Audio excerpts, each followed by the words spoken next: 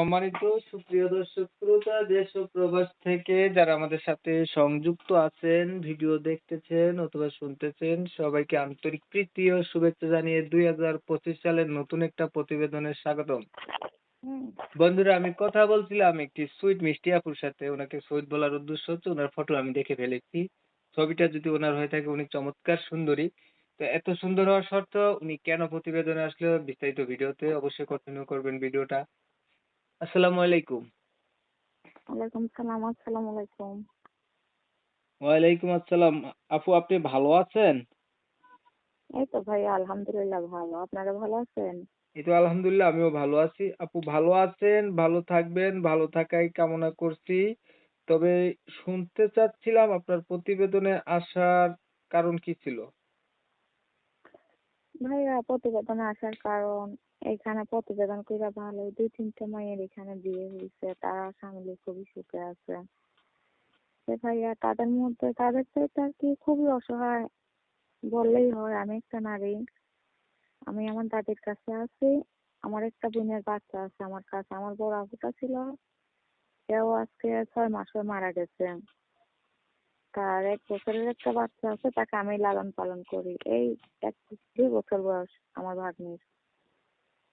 তো আমার আম্মু মারা গেছে, আমার আব্বু একটা বিয়ে করে চলে গেছে গা। তখন চাচ্ছি কোনো বড় মনের মানুষ এসে যদি পাশে দাঁড়ায়, হেল্প সহযোগিতা করে সারা জীবনের জন্য, সে আমাকে পাশে রাখে, তার জন্য ভাইয়া। মানে আপনার হচ্ছে মা মারা যাওয়ার পরে আপনার বাবা হচ্ছে আরেকটা বিয়ে করছে, হ্যাঁ। আপনাদের কোনো খোঁজ রাখে না। আর না। আপনার কাছে হচ্ছে আপনার বোনের একটা বাচ্চা আছে। হ্যাঁ। আপনার বোন মারা গেছে বলছেন? হ্যাঁ, আজকে আমার বোন 6 মাস হয়ে মারা গেছে। আচ্ছা, তো বাচ্চাটা আপনি রাখছেন কেন? বোনের হাজবেন্ড আছে না?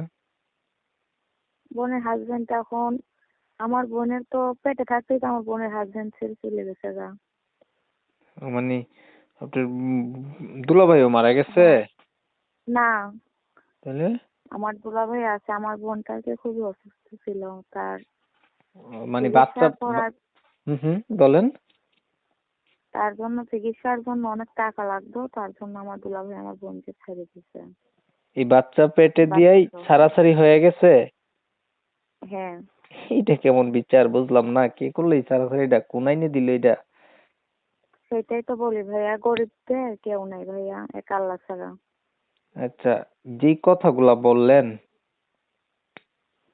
এই কথাগুলা সত্য বলছেন নি আপু? ভাইয়া, আপনার সাথে মিথ্যা কথা বলে আমার কোনো লাভ নাই ভাইয়া, কারণ আমার প্রতিবেদন তো একজন না, হাজার হাজার মানুষে দেখবে। হুম। যে ওইখানে কেউ ইমান ব্যক্তি আছে, কেউ খারাপ আছে, কেউ ভালো আছে। তাদের সাথে মিথ্যা কথা বলে আমার কোনো লাভ নেই ভাই। তাইলে আর বর্তমানে প্রতিবেদন আমি কোনো খারাপ উদ্দেশ্য নিয়ে আসিও নাই। হুম হুম দুটো মানুষের পাশে যে দাঁড়াবে, আমি তাদের জন্যই আইছি। একটা কথা হচ্ছে কি আপু, যদি উদ্দেশ্য আপনার সৎ হয়, আল্লাহ সহায় হয়। ভালো যদি আপনি উম, কোনো কাজ করেন, ভালো কাজ করলে ভালো ফল পাবেন, খারাপ কাজ করলে মন্দ ফল পাবেন, এটাই স্বাভাবিক, তাই না? আপনি হ্যাঁ। যদি প্রকৃতপক্ষে আপনি অসহায় হয়ে থাকেন, আর আপনার যদি একটা মানুষ লাগে দায়িত্ব নেওয়ার মতো বাচ্চা সহ, তো একটা না হাজারো লোক আপনার পাশে দাঁড়াইতে চাইবে, বুঝছেন? আর যদি ঘটনা বাস্তব হয়, আর যদি মনে করেন যে দুই নিয়ত থাকে, একটা কথা হচ্ছে আপু, মানুষ একটা মিথ্যা ঢাকতে গিয়ে 10টা মিথ্যা কথা আরো বলে, তাই না? হ্যাঁ ভাইয়া, সেটা তো আছে। এখন মিথ্যা ভাই, বলা আমি যাবে না। আরেকটা কথা বলি, তার বল- মধ্যে শুনেন। বলেন। আমি আজকে মিথ্যা কথা বলবো, ধরেন প্রতিবেদন করে আমি একটা ভালো একটা মনের মানুষ পেলাম, তো সে যদি ভবিষ্যতে জানতে পারে যে এগুলা সবই মিথ্যা কথা, সে মনে একটা কষ্ট পাবে না? এক্স্যাক্টলি একটা আর কথা বলছেন, এইটাই বাস্তবতা। আর এখন আর হচ্ছে তখন সে বলেন। যদি সুখী না হয়, আমিও কখনো সুখী হতে পারবো না।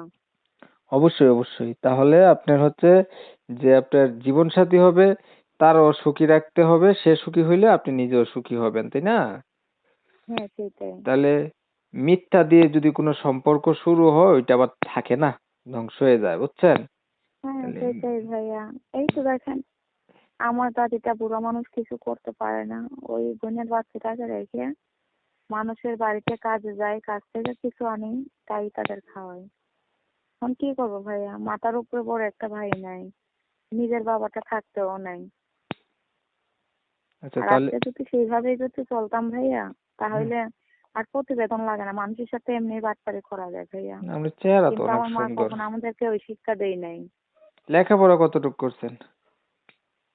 লেখাপড়া বেশি করতে পারি নাই ভাইয়া, কর পর্যন্ত পড়ছি। আরে একটু ভালো লেখাপড়া থাকলে ভালোই তো, চেহারা যে সুন্দর আপনার, এর কারণে একটু লেখাপড়া থাকলে ভালোই তো। ভাইয়া কিভাবে পড়ালেখা করবো, সবই তো আপনাকে বললাম। ঠিক আছে তো। সেই এখন কপাল, সেই কপাল আমাদের নাই ভাইয়া। বিষয় হচ্ছে, নামাজ তো পড়তে পারেন? হ্যাঁ আলহামদুলিল্লাহ। পড়েননি? হ্যাঁ ভাইয়া পড়ি। পড়তে হবে, নামাজের অজুহাত নাই। আ- মুসলমান ভাইয়া, নামাজ পড়বো না? আপনার বয়স কত বলছিলেন আপু? এই তো আমার বয়স 20 বছর। 20 বছর। বিয়ে হয়নি তো আগে, না? না না না। আমি কিন্তু আপনার নাম নিতে পারবো না, কারণ হচ্ছে কমিউনিটি গাইডলাইনে নিষেধ আছে, বুঝছেন? আপনি হচ্ছে আমার অডিয়েন্সরা যদি কল দেয় আপনাকে, আপনার হচ্ছে হ্যাঁ জন্ম নিবন্ধন বা ভোটার আইডি কার্ড আছে না, ওইখানে যেই নামটা আছে সেই নামটা দর্শকদের বললেন, কেন? মিথ্যার আশ্রয় নেওয়ার আচ্ছা দরকার ঠিক নাই, আছে। আর আপনার ঠিকানাটাও সঠিক ঠিকানা দিয়েন, হ্যাঁ? তো আচ্ছা ভাইয়া, অসুবিধা নেই। আর কিছু বলবেন নি? না ভাইয়া, আর কিছু বলার নাই আচ্ছা। আমার। প্রিয় দর্শক শ্রোতা, শুনছিলেন এই সুইট মিষ্টি কণ্ঠের অধিকারী এই আফুটির একটা ভালো মানুষের দরকার, আর ওনার আসলে একটা করুণ কাহিনীর কথা বলছে। যদি ঘটনাটা বাস্তব হয় তাহলে খুবই দুঃখজনক বিষয়। আমি হচ্ছে ওনার কথাগুলো আপনাদের মাঝে তুলে ধরার চেষ্টা করছি।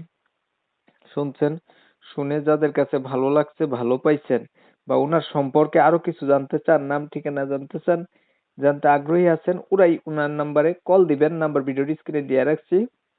যদি ভিডিওটা ভালো লেগে যায় লাইক টাইক দিবেন, শেয়ার দিবেন, ইমো মেসেঞ্জারে ছড়াই দিবেন, আপনাদের মতামতগুলা কমেন্টে জানাই দিবেন। চ্যানেল ভালো লাগলে সাবস্ক্রাইব করে রাখবেন। অনেক সময় নিয়ে ভিডিও দেখছেন, ধন্যবাদ সবাইকে।